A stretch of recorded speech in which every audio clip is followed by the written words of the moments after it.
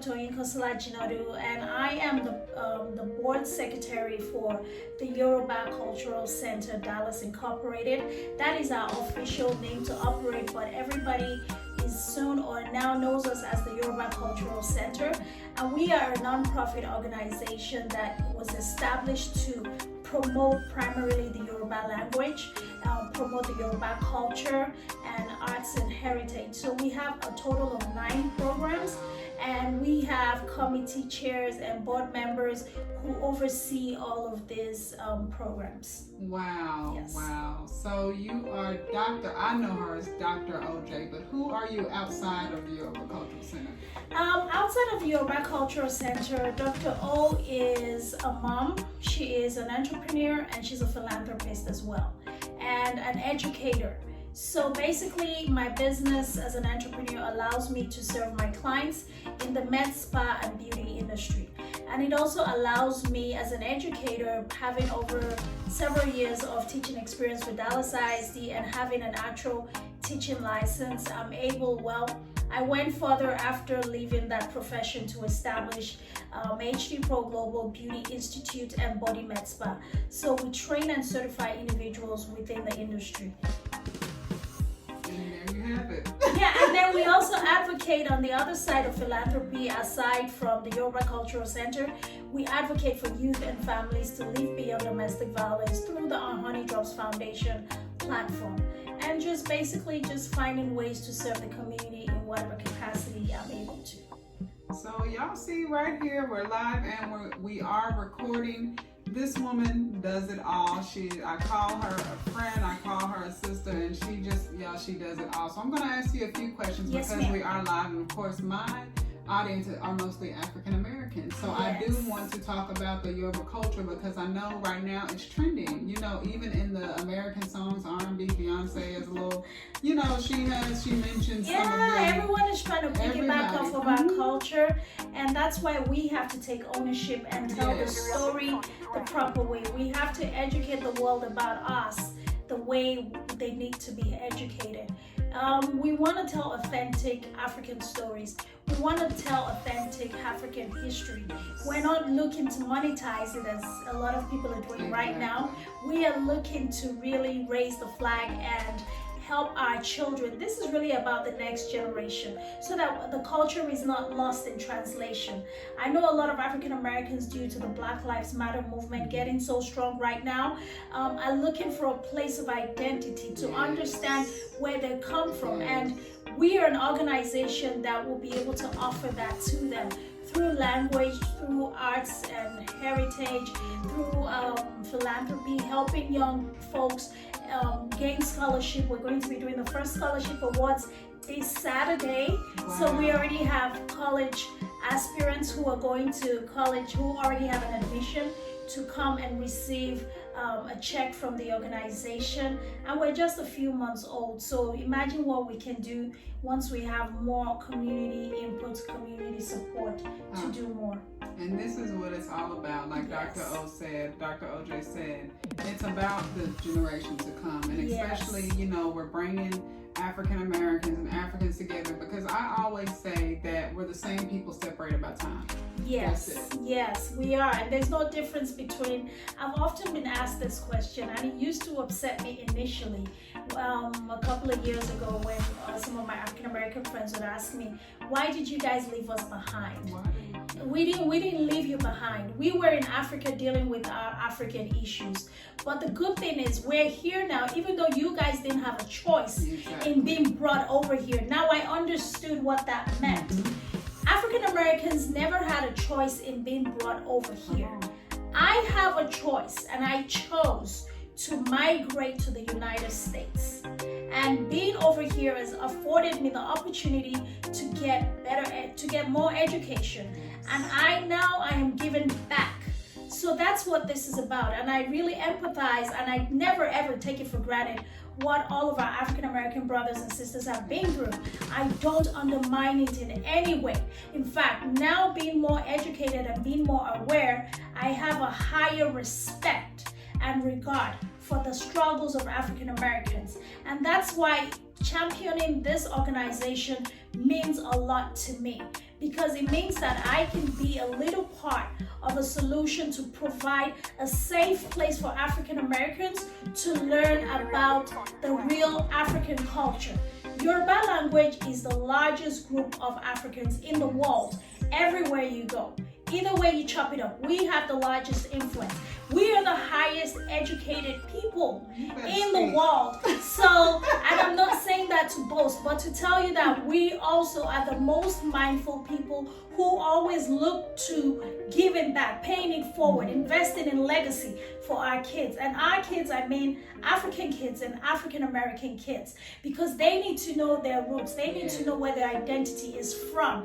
And being in this country and the race issues that we're facing, if our young children are able to have a strong sense of identity, then they understand why Black lives really matter. Because not a lot of people understand why Black lives matter, but they have to understand that they have a lot of value, and Africans have done a lot of work, and not just African Americans, but if you understand the heritage and the history of the African people, then it allows you to fight from a position of knowing, not just because a cop hold a gun in your face. You are fighting for the right to understand that you have a place on this continent, in this world, and you're not just here as a mistake or an error. No, you're not. You are here because you're supposed to be, and you have a right to be. And having that knowledge and that knowing allows you to fight from a position of, okay, I have value to offer. And if I'm gonna fight, I'm gonna fight because I have something to offer the world. Girl, I can't even say nothing after that. I don't even know what to say. Sorry. No, I'm just so it's true. I don't know. It is. Yes. It is. Oh my goodness. So now we got that part out the way. Look, we got likes and hearts and everything. Hey. I want to ask you Yes, a ma'am. few more questions. We're going to go actually into how you grew up. Where are you from? And tell us about where you grew up. I grew up in Nigeria. I'm from Lagos State, Nigeria. It's the South. I was raised over there. I grew up. Part of my growing up, one of the opportunities that I'm grateful for my parents for is the ability that they gave me to travel the world. Wow. And I was exposed to several different cultures. Okay. So I'm able to really be a chameleon of some sort, to be able to acclimatize to any cultural change. So that allows me the opportunity to share my experience openly. Yes. And you know, I'm still proud of my heritage, but I can still embrace something new. Yes. Yes. Okay. Yes. So, okay. Before we go into, I'm going to ask you some more questions. Yes, ma'am. But I know people, I have a lot of African Americans watching right now. They want to hear a little of the language. So let's give them a small taste of what they will learn in the Yoruba school, because I do have people that are interested. Okay, so at the Yorubà school, we have a set curriculum. It's a 12-week curriculum, and some of the things that you're going to learn will be how to greet, communicate in simple terms. So for example, if I was to come and say, "Ẹ káàárọ̀," that means good morning. Ẹ káàsán, that means good afternoon, yes. Ẹ káalẹ́. Ẹ káalẹ́, look at her, she got it, girl. Ẹ káalẹ́, that is good evening. And then if I was to say, "Kí lorúkọ ẹ?" Oh, I didn't know that much. What is your name? What is your name? Orúkọ mi ni, Tahnee. yes. Orúkọ mi ni Tahnee, okay?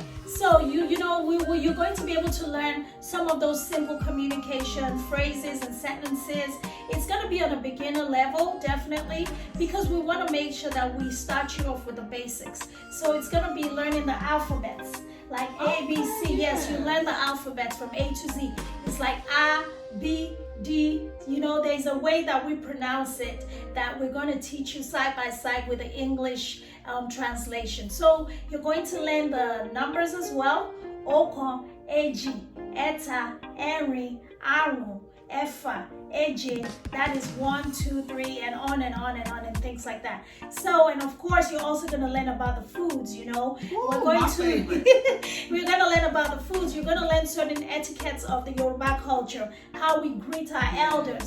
We are very passionate about family. We're very passionate about respect and discipline. So there's certain things that come with our culture and how we honor and respect our elders. We're going to teach you all of those things. I'm really excited. I can't wait for everyone to come on. Yes. Oh my goodness. Okay, we have someone asking, do they have virtual Yes, classes? I was just going to go to that. So yes, because of COVID-19 and the protocols in place, we are much aware of that. And because we're a new organization, it actually allows us to include it in our strategy.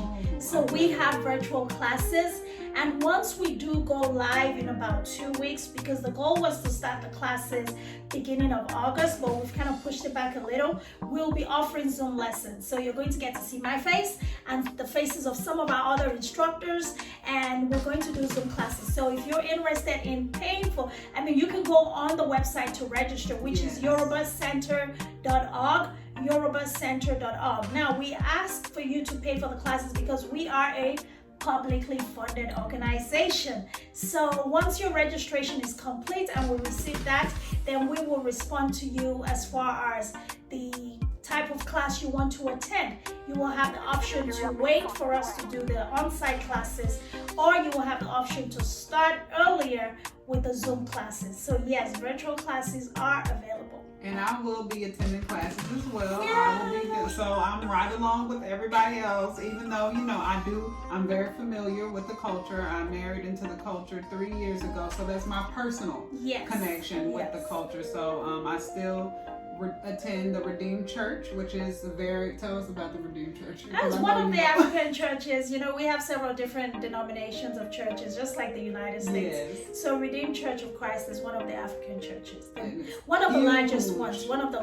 I had no idea. And a little fun story concerning the greeting, the way that the Yoruba people greet. Of course, the biggest crowd in my church, which is like a 500-member church, are Yoruba people. So when I first went the first day, I didn't know anything, and it was a Thanksgiving Sunday. Everybody had on their native clothes, and I'm just blown away because I'm like, oh my gosh, this is Africa. Like, oh my gosh.